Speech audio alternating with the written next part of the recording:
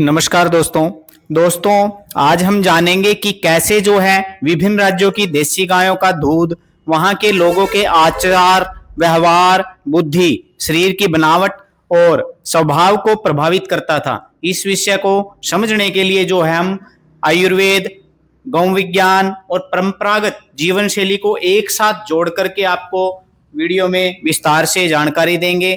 तो वीडियो में अंत तक बने रहिएगा और जानिएगा इस रहस्य को। सबसे पहले बात करते हैं हरियाणा की गाय की। हरियाणा की जो गाय की जो विशेषता है वो दुबली पतली होती है परंतु बहुत शक्तिशाली होती है।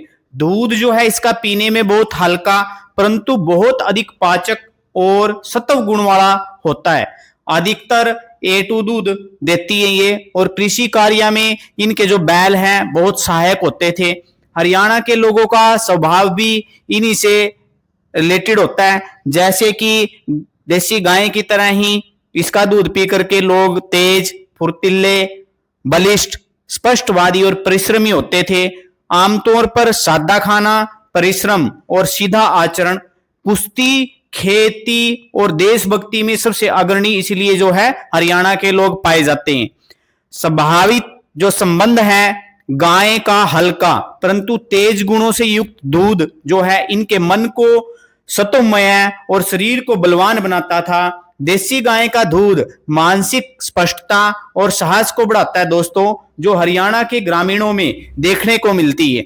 अब बात करेंगे दोस्तों गुजरात की गिर गाय की।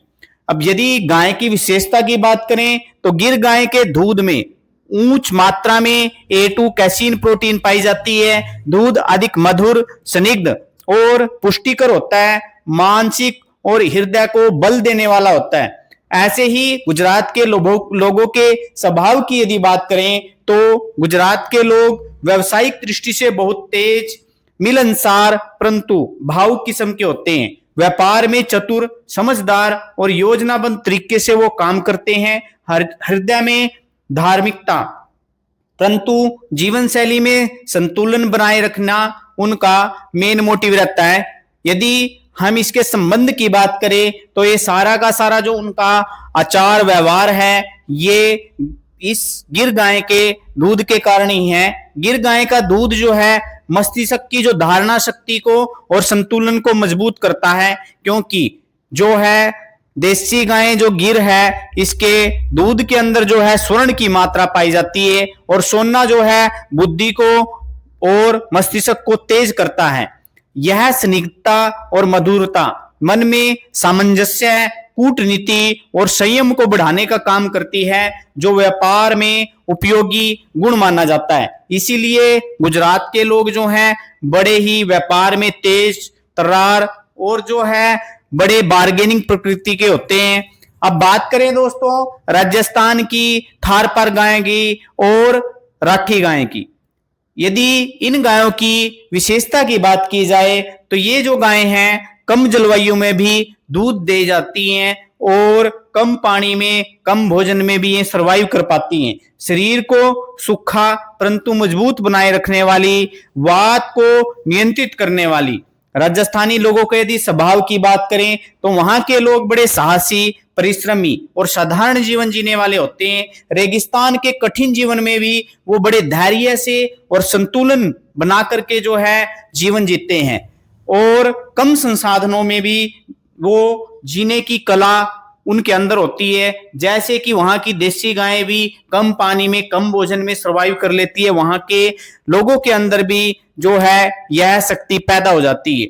यदि संबंध की बात करें तो गाय के दूध से उत्पन्न शारीरिक कठोरता और सहनशीलता और उनकी मानसिक और वात नियंत्रण करने वाली दूध की जो क्षमता है गाय की, जिससे वे धैर्यशील बनते हैं और उनके अंदर जो है स्पष्टता बनी रहती है। दोस्तों पृथ्वीराज चौहान जो सीमित संसाधनों में भी शौर्य की पराकाष्ठा थे दोस्तों, उनकी आंखें बंद हो गई पर लक्ष्य नहीं चूका। ये दृष्टि कहां से आई? क्योंकि उनका पालन पोषण ऐसी गायों के दूध से हुआ जिसने सिर्फ आंख नहीं मन भी खोल दिया था।